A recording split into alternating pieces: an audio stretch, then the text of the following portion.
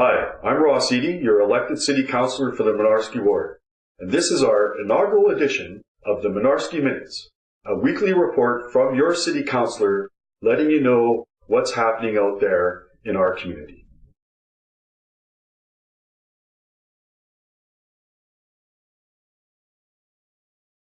As a City Councillor in the Mynarski Ward, but of the greater city, we attend a lot of fundraising events where we purchase tickets out of our councillor representation allowance to support good things. And so this evening, my wife Patty and I will be attending the Starry Night Juvenile Diabetes fundraiser.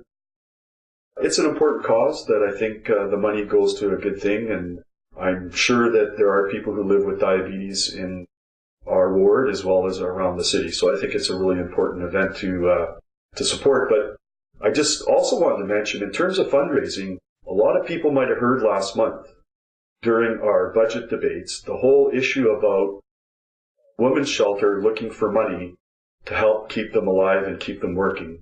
A lot of our Winnipeg Police Service officers will be out and they will encounter a lot of family violence in particular areas around the city. And what they do is they take women and kids in jeopardy and they take them to these women's shelters, which is a type of protection itself.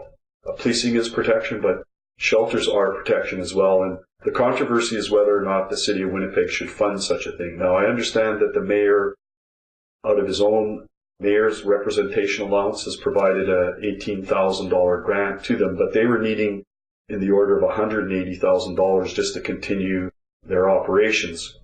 And what happened is I was contacted, I met with some young teenagers just last week. These two young fellas are wanting to start a walk on June the 2nd. So it's a walk to support funding of a women's shelter. And the two teenagers are Kevin and Freddie Gomez, and their mom, Veronica Gomez, met with me along with some of their teachers and the vice principal from the school that they attend.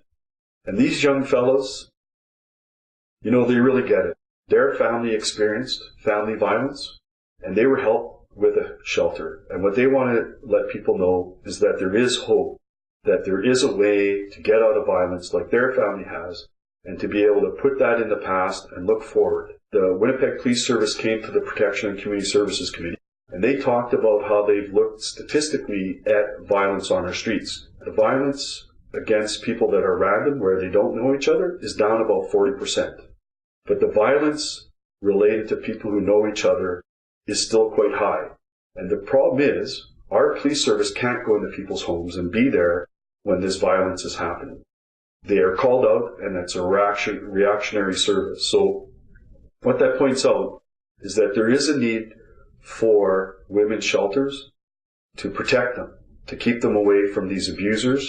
It just demonstrates to me, though, that there is a really need to get out there and walk. So that's on June 2nd. We're going to be walking from the Forks to the legislature for support, and they're looking for contributions and donations so they can support the women's shelter.